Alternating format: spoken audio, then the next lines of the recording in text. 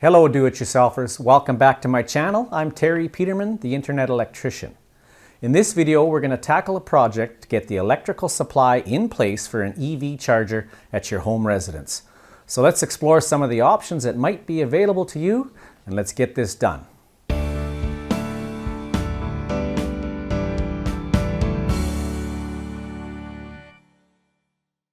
So with all the systemic push towards EVs and the desire to phase out the internal combustion engine, many are doing the homework and evaluation to either embrace this trend or give things a little more time to evolve and sort out the challenges that come with moving to an EV vehicle. And one of the most commonly debated issues evolve around the logistics of charging the batteries. So the most convenient option would be for a homeowner to have the capability to charge the EV at home. So in this video, we're going to go over some options and we'll get a level 2 charger up and running and ready for use. So when I set out to do this project, I went to the internet, of course, to research what product would be an appropriate one to use. And I found these Grizzl-e products here from Grizzl-e.com, as you can see the spelling here. What a great product. This is simple to use, easy to hook up, and very, very rugged design. Let's tell you more about it as I unbox it for you. So this particular charger is the Grizzl-e Classic with a NEMA 1450 configuration for a plug. So let's unbox it here and talk a little more about the features. So it's compatible with all EVs and PHEVs that are sold in North America. It has more power and output configurations for your money than any other charging station on the market. Let's bring it out here. Here's the mounting bracket. Set that aside. Here's the NEMA 1450 configured plug that goes into a 1450R receptacle, which is a standard receptacle that you might find in your home for the electric range. We'll talk more about that. Of course, it's UL tested and certified. It's IP67 rated, which means it's water resistant, fire resistant, and it has a NEMA 4 aluminum case enclosure. So as you can see, very rugged design here. It's got overcurrent, over voltage, under voltage, missing diode, ground fault, and over temperature protections. So there it is, some more features of this. It's got fast charging and adjustable amperage, 40 amp, 32 amp, 24 and 16 amp. Of course, you got a maximum output of 40 amp on a 50 amp circuit breaker, 32 on a 40, 24 amp for a 30 amp circuit breaker, or 16 amps on a 20 amp circuit breaker. It's easy to install and use. That's why I'm here to help you do it yourself. You can save hundreds on installation. Just install a simple 1450 outlet and you're ready to plug it in and start charging. It's easily transportable as well, so it's simple to remove from the mounting bracket and transport between locations. So maybe you've got an office where you could install another outlet and you could just grab this unit and bring it with you, slip it onto the new bracket, charge it while you're at work. I encourage you to go to their website and do a little more research on these. They've got another model like this with the 650 plug on it, so that's just a plain 50 amp 250 volt receptacle with no neutral, and as I'll be showing you, you don't need the neutral. They just use that plug as a convenience outlet because that's a more common outlet you might find around the home, but there's no need for a neutral inside this. You'll find that the white wire is just clipped off on the supply side. They demonstrate the ruggedness of these units on the website. They do all kinds of abusive measures to it. They drive over it with a snow machine, they drive over it with the car, they spray it with water, all these things that you probably won't do, but it just demonstrates how rugged it actually is. And if you mount it outside, you're going to want that weatherproof feature of it and the ruggedness of it, because you could probably bump into this gently with the car, not that you'd want to, but I doubt you'd damage that housing. So as I mentioned, this is a relatively simple project to do yourself, but there's a whole lot of things you're going to want to ask yourself before you take the project on. For example, where is your service panel? Is it in the garage, or is it somewhere that it's accessible that you can get wire to? And another important consideration is what size is your service? Now this is very important because what if you have only a 100 amp panel, it's already full of breakers, already pretty much a full load in it, And now you're going to add another big load with a continuous charge rate of say 32 or 40 amps for a period of maybe 5 hours or longer. So if total demand load is a concern in your home, you're going to want to bring in an electrician to do a proper load calculation to see if your service can even handle this. And again, is your panel full of breakers already and full of circuits? You may have the capacity to handle this extra load, but do you have the physical room in your panel? Is there enough breaker spaces to allow another 2-pole, 240 volt breaker to be installed? So in that case that your panel is full, you may be looking at an expensive installation of a sub-panel. So should everything be okay with the ampacity and the physical room to add this breaker, now you might want to check to see if you actually have something in place that might do for you. Like for instance, a garage may have a 50 amp outlet already installed that somebody put in there for a MIG welder or a arc welder. Maybe it's 30 amp, maybe it's 50 amp if you're lucky. And maybe they've pre-wired for a sub-panel in your garage, in which case you could use that cable and put an outlet on for this charger. So check out all possibilities. You may be surprised at your luck and find out that you don't have to do a whole lot to get this project done. So for this installation, we're going to use my home as a particular example. Now, I'm going to do it all on this demonstration board I have here for easy access and make it more simple to show you all the steps involved. But in my home, we did a renovation here and we changed our electric range from electric to natural gas. And so what that did is freed up a whole circuit with 8-gauge wire, 40 amp 2-pole breaker, and a 1450 receptacle that's no longer needed. So what we'll do is, using the demo board as just an example of how we'll do that, is we're going to take that circuit and make that work for our Grizzl-e charger here. Now we won't have that maximum 40 amp outlet, we'll only have the 32 continuous load, so we'll have to set the dip switches for that. But when the circuit's there, the difference in the charge current and the time to charge between the 40 amp installation 32 max to the 50 amp installation for a 40 amp max isn't that significant. So when you've got the circuit there, let's use it. So now to use that cable and that circuit may not work for a lot of instances, but say your kitchen is right backing onto your garage wall, it's on the other side of the wall of your garage, very easy to do. You can disconnect that receptacle, unhook the cable, pull it through into this side of the garage where you need it, and reconnect it again. So that's kind of the scenario we're going to use here, like I said though, using my demonstration board. So of course every scenario is going to be a little bit different. You're going to want to make sure you plan this out properly. Where are you going to mount this? Is it going to be within easy reach of the car? Where are you going to park it? Where is the charge port on the car? You've got a nice and long piece of cable with this from the charger to the car, but you want to consider all that, take it into consideration when you're deciding where to mount it. And then of course, if you are needing to get at your panel, are you going to run your wiring on the surface using conduit and wire? Or are you going to run it through the walls if your walls aren't finished? Are you going to do some drywall damage to get the cable in place? It's all going to depend on the situation and your particular situation. So I'm not going to be able to cover all those, but let's just get started with how to get that outlet hooked up and get this charger plugged in and ready to go. Okay, so let's get started. Here's that receptacle, my theoretical range receptacle in my kitchen, and that's what I'm going to disconnect and pull that cable out of that box and move it up through the wall and relocate it onto the wood that I've got mounted here. That's where the new receptacle is going to go for the charger. The charger itself is going to mount right there on that wood, along with the holster for the charge cable. And then looking up above that is the panel for this home. And of course, I've told you it's the magic of do-it-yourself videos. We're doing this all on the demo board. So a couple things to consider here. You should get a homeowner's permit, electrical permit, to do this job if you're going to follow the rules. And so check with your municipality or your local authority on electrical installations to see if a homeowner is allowed to get a permit for it.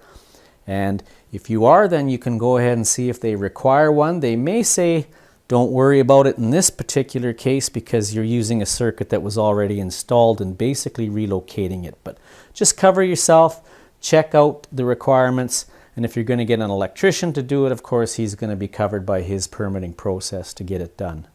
So we're doing this ourselves. As always, safety first. You want to shut off that breaker. Opening the panel here, we've got a circuit marked range, and I see I've already got it off, so we're good to start. So with that breaker off, just to double check, we're going to check with a meter. First off, we're going to go from ground to hot. Nothing there. Ground to the other hot, nothing there. Neutral to one of the hots, nothing there. Neutral to the other hot, nothing there either. And of course, between the two, if it was still on, we'd have 240 volts between here, but we don't. Same reading is touching my hands. So another important consideration then is how you're going to mount all this equipment on your wall. So you want to make sure that your charge controller is somewhere that's close to where your receptacle is going to be. So I'm going to put the receptacle over here, makes a nice bend in the wire, plugs right into the receptacle, and then the bracket for the controller there. And then over on this side, we'll put that holster to hold the cable in place. So now that we've planned all that out, then we can just get started with putting our bracket on for the controller. We'll mark the location for the receptacle and start running relocating the wire to the new receptacle location. So opening up my hardware package here, I've got the pin that locks the controller onto the bracket. I'll show you that after.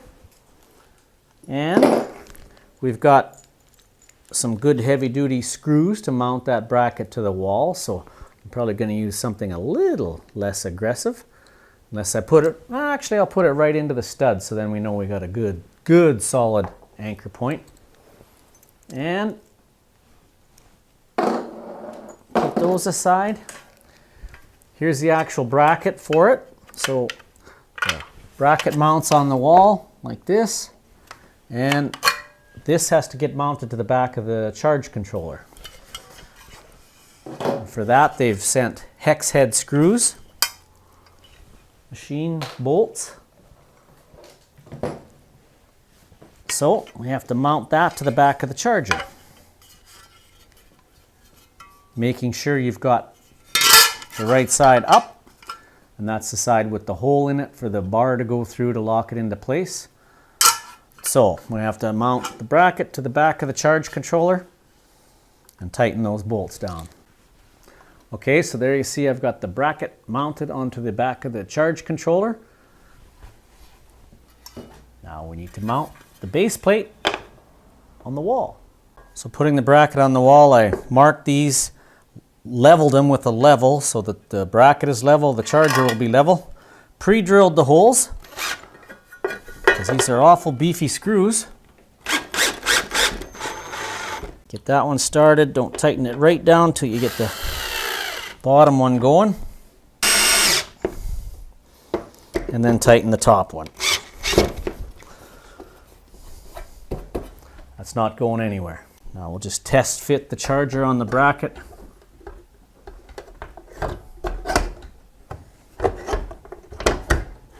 And it slips down into place. And then this pin goes in behind to lock it into place along with the cotter pin. So everything works. We're ready to mount our holster. We can do that after. And let's get our receptacle in place. Let's get this out of the way for now. Just pull up a little bit and then out. All right, so let's talk a little bit about these receptacles. That NEMA configuration 14-50R indicates that it's a 125, 250 volt, 50 amp receptacle such as this. Now, it's got the ground here, hot, and a neutral. The other configuration that you can get this exact charger for is for the 650R plug. That has no neutral. So it looks a lot more like this style, only this is a 30 amp right now. The 50 amp looks a lot like this. I drew a little picture for you. So on this one, you've got your ground up top, hot on either side. Notice there's no neutral prong as you have in this. This is needed for appliances that require some 125 volt components to them, like an electric range. A dryer also has a neutral prong. Those 120 volt components need that neutral. Something like this charger, or say a welder outlet, they do not require that neutral. You only need 2 hots and a ground. So this charger only actually requires 2 hots and a ground as well. So when you order the 1450, that's just because it's a more convenient outlet that you might find in a home for your range, for example. And they just end up clipping off the neutral wire right inside that control box. So we're going to use this. This one mounts on a 4 11/16 box. Now I know from my experience of owning a home in Arizona, this kind of box and receptacle aren't all that common. They use more like this style with a deep box, but tell you, if you were going to use a 650 and try to put that into an ordinary box, you'd have a heck of a time, especially because you'd have to use number 6 wire instead of the 8 we're using. 8 would almost be impossible. But a receptacle like that would be better mounted on a 4-inch box like this, especially on the surface. Then you could put a plaster ring, mount that receptacle in it, and put a cover plate on. But there's all kinds of different configurations. There's full surface mount ones like you'd see in a shop for a welder and such. They're a Bakelite fitting that is a receptacle all in one. But we're going with the 4 11/16 8-gauge wire and that 1450R receptacle. And like I said, we're stealing that from the range outlet, so we'll get that wire disconnected from the old outlet, pulled up. I'm going to mount this box about here to work well for that cable to plug into, that plug. And I'm going to drill a hole through the back so I can bring my cable out of the wall into the back of this receptacle. We'll have it hanging out here, put on the connector, tighten the lock ring, push it back onto the wall and screw it in place. Okay, so I've relocated that cable now, pulled that receptacle apart, pulled the wire cable up into the wall and out this hole. Now you see I hole sawed a hole here and I made it large enough to fit that connector to go back in so the box can mount flush against that wall. Pay careful attention to how you orient the holes on your box, because the cable, the plug for the charge controller, the ground is at the top. So if you want that ground to be at the top, these mounting screws have to be sideways like this. So let's make sure you orient the box correctly before you screw it to the wall. Put my cables in through the 2-screw connector, 2-screw cable clamp. Give yourself plenty of wire to work with in there. I know copper is extremely expensive these days, but still a couple more inches make your life a lot easier when you're trying to hook up that receptacle. So tighten those cable clamps down. You might want to use a screwdriver if you're not comfortable with having a light touch on a variable speed trigger. I'm using a cordless drill. So there I got the cable clamp on the cable. Test fit first. Make sure that's going to fit flush against the wall. Gonna have to do a little bit of trimming here to get those screws to go in through that hole, and then we'll screw this box onto the wall. All right, so the box is in place. Cable connector is through that hole. Wood screw there. Make sure we level our box. Put in the other screw.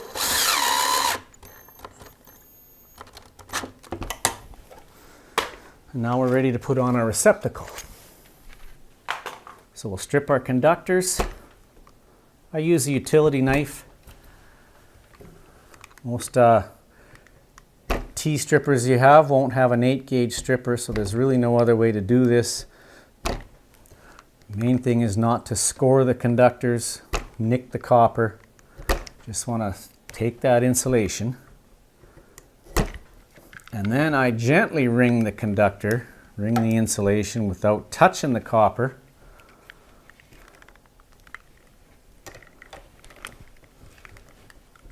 And the neutral. There's a strip gauge on the back of the receptacle to tell you how much to strip, but a little experience will tell you, you soon learn what's the right length. So now I grab that insulation with my plier and just tear it off. Should come off at the spot where I ringed the insulation. Again, careful not to damage your actual copper conductors. Just trying to pinch the insulation here, not the conductors. Tear off that neutral and grab the insulation off the black. Now, turning that receptacle over, you know it wants to sit this way in the box. That's good. Ground up. So now you look at the back of it and everything is clearly marked. Ground is at the top, 2 hots, and the neutral at the bottom. As we've determined, the neutral is kind of useless, but you're going to hook it up anyway in case down the road somebody wants to use this receptacle for an appliance that is 125, 250. You're going to need that neutral, so you do not want to have a receptacle there that is configured for a neutral but doesn't have it. So if you were just to use the 650R and no neutral, if you wanted to only run conduit and wire and say 2 hots and a ground wire, then you definitely want to go with the 650 option, which is only a 250 volt plug for this charger. But now that we've got the 1450R, we're going to connect them all up at the receptacle anyway, even though that neutral is not connected inside the charger. Ground first, always a good practice. And I'm going to use my cordless drill again. If you're not comfortable using the variable speed control on a drill, use a hand driver. And we're also going to use the number 3 Robertson, which is the proper driver for these terminals. That's tight. Hook up the neutral next.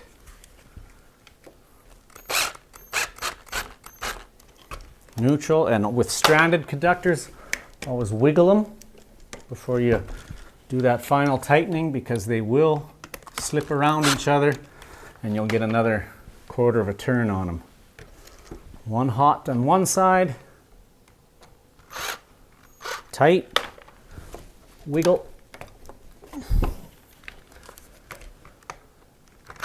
finish tightening, and the red on the other side. Trying to give you a good camera angle, and it's not always easy to work and consider the camera. Consider you folks out there in YouTube land while you're working. Tighten, wiggle. Wiggle all 3 now, and you might as well go around and make sure they're all tight. Okay. Switch bits again. My number 2 Robertson. Now you want to just fit these into the box, kind of bend them, roll them as you need to, so that they're comfortably inside that box. And then we've got slots on this side and keyhole on the other. Check in behind, make sure nothing's pinched, everything's in place. Again, use a screwdriver, use a hand screwdriver if you're not comfortable with the variable speed.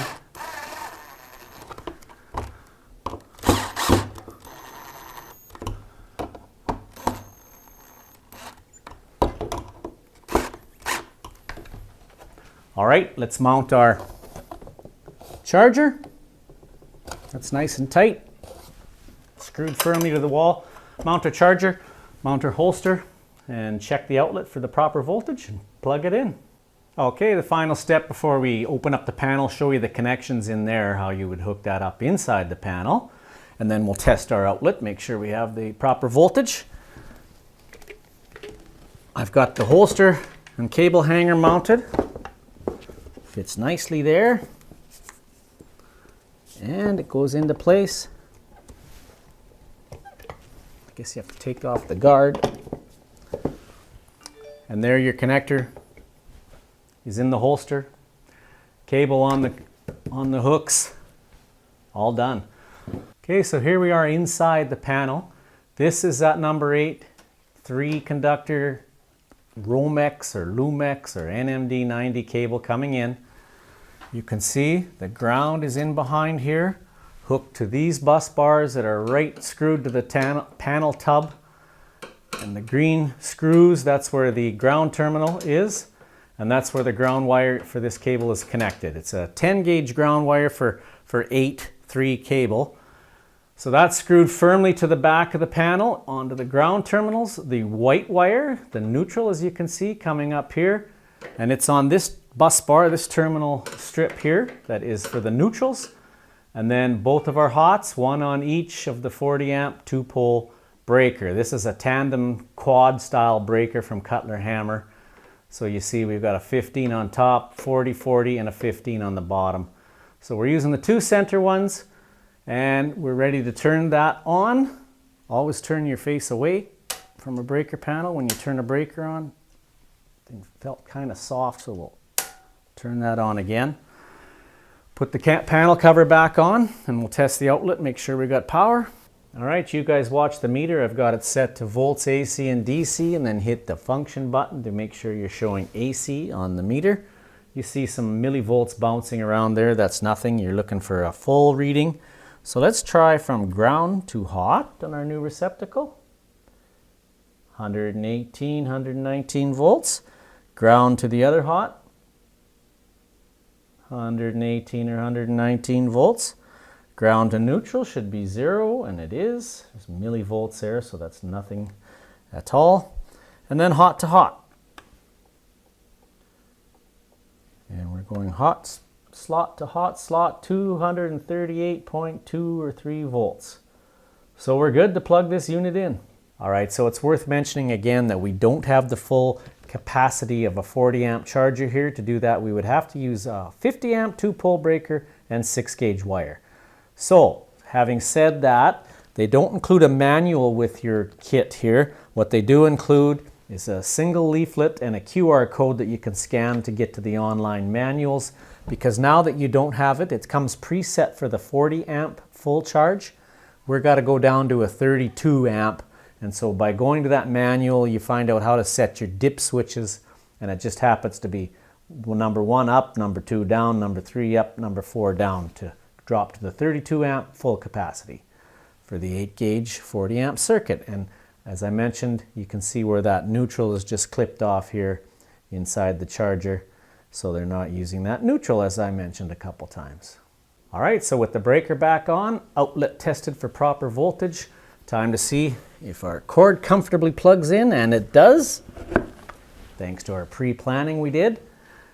Now we are ready to go try it out in our EV. Now I don't particularly have an EV at this point in time, but I plan to get one in the future. And so what I want you to do is consider getting this all in place before you go shopping for your car, because without the home charging, I really don't think the electric vehicles are very practical. So you be the judge, but that's how I do it, and that's how I did it. Get the charger in place first, then go shopping for what you want. So thanks for watching, and I hope that you learned something from this video, enough to give it a like. And also leave some comments below if you have a particular situation that you'd like some advice on how to get your charger hooked up. Let me know in the comments. Also, highly recommend the Grizzl-e chargers. You can get them at grizzle-e.com. Great price point. And hey, while you're on my channel, I would so much appreciate that you subscribe to the channel. I'm getting really close to that 100,000 subscribers, and that's kind of a milestone that lets me have a nice little plaque displayed on the wall behind me. But I just would appreciate that very much, and share my videos, share my channel with your friends, and we'll see you in the next one. Terry Peterman, the Internet Electrician.